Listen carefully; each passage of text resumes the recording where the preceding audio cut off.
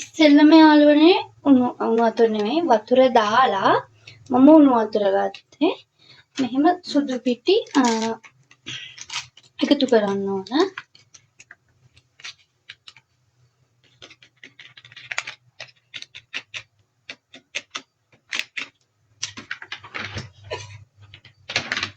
මේ සුදු පිටි එකතු කරලා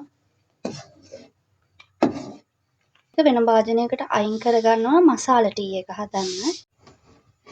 හරි යාළුවනේ මම අර ටී ටික දැන් අයින් කරගත්තනේ. මම මේ මසාලා ටී එක හදන්න ඉඟුරු වෙනම දාගත්තා. ඒ වගේම එනසාල් කරාබු නැටි කුරුඳු එකට තල්ලා මම පේස්ට් එකක් හදාගත්තා. ඒක දැම්මා. ඊට පස්සේ මම උණු වතුර ටිකක් දැම්මා. දැන් මේක නටද්දි මේකට දාන්න ඕන තේ කුඩු. අපි මේක පොඩ්ඩක් මෙහෙම නටන්න.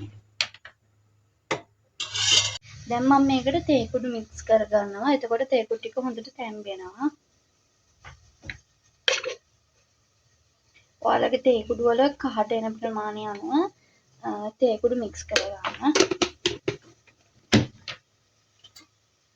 හොඳට නටනවා. දැන් මාරම සුවඳක් තියෙන මේකේ. දැන් අපි අර අයින් කරගතපු කලින් ටී ටික එකතු කරන්න තමයි යන්නේ.